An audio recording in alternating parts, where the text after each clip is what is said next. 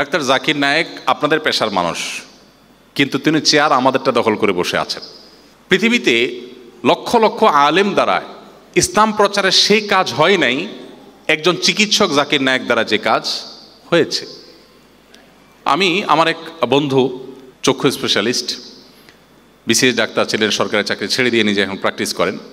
তো ওই ভাই আমাকে বললেন, ভাই আমি ছাত্র ইউনিয়ন করতাম, আমার মনে হয় রাজশাহী মেডিকেল স্টুডেন্ট তিনি, বা রংপুরের, যাই হোক অনেক আগের সিনিয়র মানুষ। তো উনি বললেন যে ভাই আমি এক সময় ছাত্র ইউনিয়ন করতাম, নামাজ কালাম পড়তাম না, এবং আমি নিজেকে অনেক আধুনিক স্মার্ট মনে করতাম। আসলে ইসলাম নিয়ে আমার কিছু প্রশ্ন ছিল, এই প্রশ্নগুলোর কোনো উত্তর আমি পাচ্ছিলাম না। অনেক হুজুরদের কাছে জিজ্ঞাসা করছি, বাট আমার স্যাটিসফ্যাকশন হয় নাই। তো একদিন টিভি স্ক্রল করতে করতে দেখলাম যে একটা লোক হ্যাংলা পাতলা কোট টাই পরা, আবার দেখি মাথায় টুপি, একটু পিকুলিয়ার লাগলো, অদ্ভুত দেখে আমি একটু শুনলাম, শুনতে শুনতে দেখে নাম উঠছে ডাক্তার জাকির নায়েক। দেখলাম আমার পেশার লোক, তো একটু আগ্রহী হয়ে শুনলাম। তো উনি বললেন যে একই প্রশ্নের উত্তর যেটা আমি অনেক হুজুরকে করেছি, হয়তো সাধারণ আলেমদেরকে করেছেন, সবাই সব প্রশ্নের উত্তর জানা জরুরি না। তো একই প্রশ্নের উত্তর দেখলাম ভদ্রলোক দিচ্ছেন খুব চমৎকারভাবে, অসাধারণভাবে, আমার স্যাটিসফ্যাকশন হচ্ছিল। এই যে শুরু করেছেন, আল্লাহ সে বান্দা, আমার সেই বন্ধু, তিনি এখন আলহামদুলিল্লাহ অনেক ভালো একজন ধার্মিক, খুব রিলিজিয়াস এবং খুব প্র্যাকটিসিং একজন মুসলমান হতে পেরেছেন আলহামদুলিল্লাহ। তো একজন চিকিৎসক হয়েও দাওয়াতের ময়দানে তার অনেক কাজ করার সুযোগ হয়েছে। আপনি ডাক্তার জাকির নায়েকের মতো এত পড়াশোনা করা ছাড়াও আপনার জায়গা থেকে আপনি অনেক কাজ করতে পারেন আপনার ক্ষুদ্র প্রচেষ্টা দ্বারা। যেমন আপনার পেশেন্টকে যদি আপনি বলেন যে ভাই নবী করিম সাল্লাল্লাহু আলাইহি সাল্লামের সুন্নাহ, এটা যদি আপনার লাইফস্টাইলে আপনি মেনটেন করেন তাহলে আপনি অনেকখানি সুস্থ থাকতে পারবেন। এরপরে তো আমাদের কোনো ভিন্ন মত করার সুযোগ নেই, রাতে তাড়াতাড়ি শোয়াটা আমাদের স্বাস্থ্যের জন্য ভালো। আপনারা কি ভিন্ন কিছু বলেন নাকি? আমরা তো জানি যে আপনারাই, অর্থাৎ ডাক্তাররাই আমাদেরকে বলছেন যে রাতে তাড়াতাড়ি ঘুমোতে হবে, অনেক গভীর রাত জেগে থাকা স্বাস্থ্যের জন্য ভালো না। তো আমার নবী সাল্লাল্লাহু আলাইহি ওয়াসাল্লাম সুন্নাত হলো তিনি এশার পরে দ্রুততার সাথে শুয়ে যেতেন, মাগরিবের পরে রাতের খানা খেয়ে ফেলতেন। এখন আপনারাই বলছেন যে ঘুমানোর অনেক আগে আমরা যদি ডিনার করে ফেলি তাহলে সেটি আমাদের ডাইজেস্টিংয়ের জন্য সহজ হয়, সেটা আমাদের স্বাস্থ্যের জন্য ভালো হয়। নবী করিম সাল্লাল্লাহু আলাইহি সাল্লাম সন্ধ্যার পর রাতের খাবার খাওয়াকে পছন্দ করতেন, এবং এশার পরে খাবার তো পরের কথা, কোনো আলাপ আলোচনা করা পছন্দ করতেন না, দ্রুততার সাথে বিছানা চলে যাওয়াটা তার পছন্দ ছিল। তিনি রাতভর ঘুমানো পছন্দ করতেন, ভোরে ঘুমানো অপছন্দ করতেন। তো নবী সাল্লাল্লাহু আলাইহি ওয়াসাল্লামের সুন্নাহকে যদি আমরা মেনটেন করি তাহলে সেক্ষেত্রে আমরা অনেকখানি সুস্থ থাকবো। এবং সেই সাথে আমরা জানি নবী করিম সাল্লাল্লাহু আলাইহি ওয়াসাল্লাম খাবারের ক্ষেত্রে উদরপূর্ণ করে খেতে নিরুৎসাহিত করেছেন। রাতে পেটের 3 ভাগের 1 ভাগ খাবার, 1 ভাগ পানীয়। 1 ভাগ পানীয় বলতে পানি বা পানি জাতীয়, এই যে সালাদ খেতে বলেন আপনারা, সবজি খেতে বলেন, সেগুলো খাওয়া নবী সাল্লাল্লাহু আলাইহি ওয়াসাল্লাম সুন্নাহ। তাহলে সুন্নাহ লাইফস্টাইল যদি কেউ মেনটেন করে তাহলে সেক্ষেত্রে তিনি এমনিতেই সুস্থ থাকবেন, বা আল্লাহ তাআলা তাকে অনেকখানি সুস্থ রাখবেন। অতএব আপনি আপনার প্রেসক্রিপশনের ফাঁকে ফাঁকে, আপনি রোগীদের সেবা দেওয়ার ফাঁকে ফাঁকে নবী সাল্লাল্লাহু আলাইহি ওয়াসাল্লামের সুন্নাহর পথে যদি আহ্বান করেন তাহলে এক কাজে 2 কাজ হবে। আপনি হয়তো একই কথা বলছেন বাট ধর্মীয় পার্সপেক্টিভ থেকে বলছেন না। ধর্মীয় পার্সপেক্টিভ থেকে বললে আপনার বলাও হবে, আবার সওয়াবও পাবেন, এবং সেই সাথে যাকে বলছেন তিনি এদেশে মানুষ যেহেতু ধর্মপরায়ণ, আপনি যখন দিনই কারণে, ধর্মীয় কারণে তাকে কোনো কিছুর প্রতি আহ্বান করবেন তখন তার বিশেষ একটা গুরুত্ব তার কাছে থাকবে।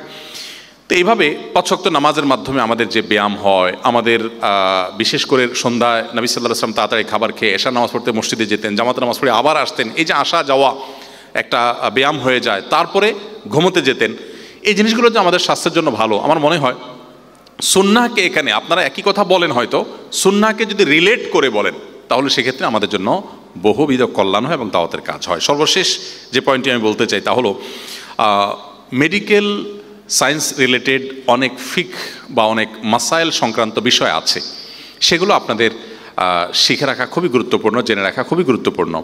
এ নিয়ে অনলাইনে বিভিন্ন রকমের কোর্স আছে, আমি যতটুকু জানি বিভিন্ন অনলাইন বিশ্ববিদ্যালয়গুলোতে বিভিন্ন শ্রেণী পেশা মানুষের জন্য নানা রকমের কোর্স আছে।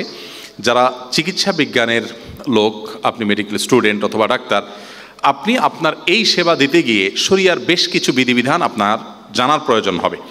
যেমন একটা কমন প্রশ্ন ডাক্তারদের, সেটা হলো ঔষধ কোম্পানির কমিশন নেওয়া জায়েজ আছে কিনা। এই প্রশ্নের উত্তর অনেক ডাক্তাররা জানতে চান, অনেকে অবশ্য জানতেই চান না। জানলে আরেক ভেজাল হবে, কিয়ামতের দিন আল্লাহকে বলা যাবে আল্লাহ আমি জানি নাই। আল্লাহ বলবেন মায়ের ডাবল হবে। কেন মায়ের ডাবল? একটা হলো জ্ঞান অর্জন করা একটা ফরজ, আর জ্ঞান অনুযায়ী আমল করা আরেকটা ফরজ। তুমি 2টা লঙ্ঘন করেছো, অতএব ডাবল মায়ের হবে। আর যে জেনেছে কিন্তু আমল করে নাই, সে একটা করেছে আরেকটা করে নাই, সো সে সিঙ্গেল মার খাবে।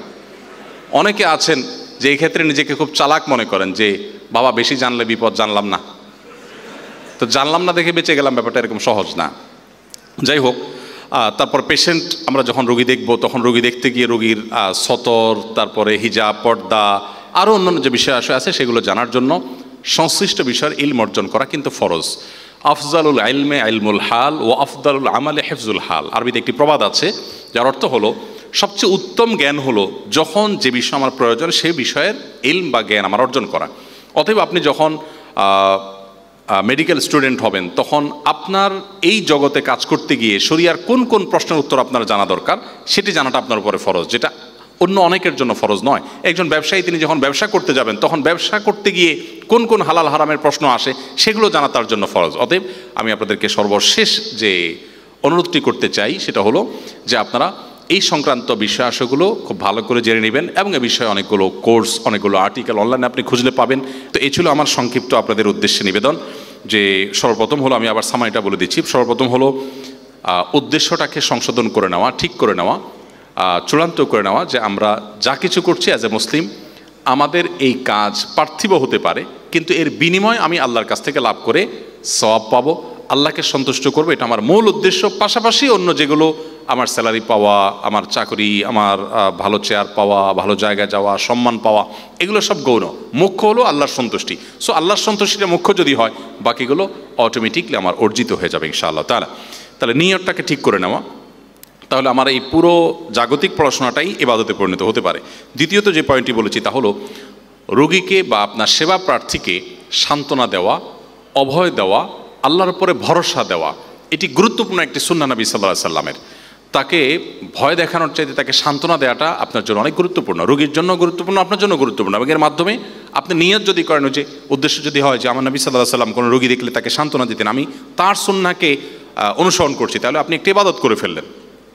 এবং নবী সাল্লাল্লাহু আলাইহি ওয়াসাল্লাম সুন্নাত হিসাবে রোগীকে দেখার পর আপনি বলবেন লা বাসা তহরুন ইনশাআল্লাহ, লিখে রাখতে পারেন বা মুখে বলতে পারেন বা বাংলায় আপনি বলতে পারেন যে ভয়ের কোনো কারণ নেই, ইনশাআল্লাহ আপনি সুস্থ হয়ে যাবেন।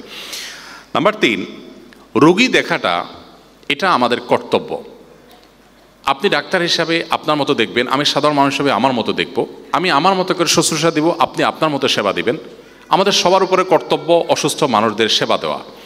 শরীয়ত যেটাকে কর্তব্য করে দিয়েছে, সেই কর্তব্য বোধ থেকে যদি আমরা কাজটা করি, তাহলে সেটিতে আমরা এক ধরনের প্রেরণা পাব। সেখানে আমাদের পার্থিব উদ্দেশ্যের চাইতে পারলৌকিক বিনিময় পাওয়াটা মুখ্য হবে, এবং তখন একটা ইবাদত হবে। সেজন্য এই মেন্টালিটি নিয়ে রোগীদের সেবা দেওয়ার অনুরোধ আমি আপনাদের করেছি। নাম্বার 4, রোগীদের জন্য দোয়া করা। আপনি যাই তার জন্য লেখেন, প্রেসক্রিপশন দেন, পরামর্শ দেন, দিন শেষে আল্লাহর উপরে ন্যস্ত করবেন যে আল্লাহ আপনাকে সুস্থ করুক। সুস্থ করার মালিক আল্লাহ তাআলা। আপনি ইমানের দাওয়াত তাকে দিয়ে ফেলতে পারেন, যেটা অন্য অনেক শ্রেণী পেশা মানুষের দ্বারা সম্ভব না। মানুষ আপনার কাছে ফি দিয়ে তারপর আসে দেখা করতে। অতএব আপনার যে গুরুত্ব মানুষের উপরে, পেশেন্টের উপরে আছে, সেটা বলার অপেক্ষা রাখে না। অতএব তাকে যাওয়ার সময় যে দোয়া দিয়ে দেন, সেই দোয়ার কারণে আপনি নিজে সওয়াব পাবেন, এবং আপনার দোয়া কবুল হয়ে তিনি হয়তো সুস্থ হয়ে যাবেন, এবং তার কারণে আপনি আল্লাহর কাছে আলাদা সওয়াব লাভ করবেন। 5 নম্বর বলেছিলাম যে আমাদের কাজের ফাঁকে ফাঁকে আমরা রোগীদেরকে দাওয়াত দিতে পারি, আল্লাহর পথে আহ্বান করতে পারি, নামাজের পথে আহ্বান করতে পারি। একজন ধূমপায়ী, তিনি ধূমপান করছেন, নবী সাল্লাল্লাহু আলাইহি সাল্লাম কেন নিষেধ করেছেন, কেন ইসলামে ধূমপান করা নিষেধ? দেখুন, ইসলামে যা নিষেধ সেটা আমাদের জন্য ক্ষতিকর, ইসলামে যা অনুমোদন করে সেটা আমাদের জন্য কল্যাণকর। আমরা কোভিড-19 কথা বলছিলাম। কোভিড-19 পৃথিবীতে যে দেশগুলো বেশি সাফার করেছে, সেই দেশগুলোতে তুলনামূলকভাবে মাদক গ্রহণের প্রবণতা অনেক বেশি ছিল। এবং আমরা আপনাদের অর্থাৎ ডাক্তারদের গবেষণা থেকে আমরা জেনেছি যে মাদক অতিরিক্ত গ্রহণ করতে করতে করতে তাদের ইমিউন যেমন দুর্বল হয়েছে, তাদের ফুসফুস খারাপ হয়েছে, নানা দিক থেকে তারা বেশি ক্ষতিগ্রস্ত হয়েছে এবং দ্রুত এফেক্টেড হয়েছে। এবং আমরা আমাদের পার্শ্ববর্তী যে সমস্ত দেশগুলোতে মাদক গ্রহণের প্রবণতা অনেক বেশি আমরা দেখেছি, কোভিড-19 তারা বেশি সাফারার হয়েছে তুলনামূলকভাবে মুসলমানদের মধ্যে। এটাও একটা দিক যে সব মুসলমানরাই তুলনামূলকভাবে অন্য যে কোনো ধরনের মানুষের চাইতে মাদক তারা কম গ্রহণ করে। মুসলমানদের মধ্যে পাপিষ্ঠ খারাপ মানুষ মাদক গ্রহণের প্রবণতা খুবই কম, বেশিরভাগ মানুষ মাদক গ্রহণ করে না। তো এর সুফল আমরা পাচ্ছি। তাহলে আল্লাহ তাআলা যেটাকে হারাম করেছেন, আপনি ধর্মীয় পার্সপেক্টিভ থেকে যদি বলেন, তাহলে সাধারণ মানুষের একে ডাবল গুরুত্ব দেবে, যে ডাক্তার সাহেব বলেছেন আবার আমার ধর্মেও নিষেধ আছে, দুইটা গুরুত্ব সে পাবে। এই জন্য আপনার কথার ফাঁকে ফাঁকে আপনি দাওয়াত দিয়ে ফেলতে পারেন। একজন পেশেন্টকে আপনি 3 বেলা ওষুধ খাওয়ার কথা বললেন, যদি আপনি বলেন যে ফজর নামাজ পড়ে এসে নাস্তা খেয়ে এটা খাবেন, আর জোহরের নামাজ পড়ে দুপুরের খাবার খেয়ে এটা খাবেন, আর এশার সময় রাতের খাবার খেয়ে তারপরে ওষুধ খাবেন, তাহলে ফাঁক দিয়ে কিন্তু আপনি নামাজের দাওয়াত দিয়ে দিলেন। এভাবে পেশেন্টকে নানাভাবে আপনি দাওয়াতি কাজ করতে পারেন। তো সেই বিষয়ে আপনার প্রতি আমার অনুরোধ রইল। এবং সর্বশেষ হলো মেডিকেল রিলেটেড যে সমস্ত জিজ্ঞাসা আছে, ইসলামের যে সমস্ত বিষয় আছে, ইসলাম রিলেটেড বিষয় আছে, সেগুলো বিষয়ে আপনাদেরকে জ্ঞান অর্জন করার জন্য আমি বিনীতভাবে অনুরোধ করেছি।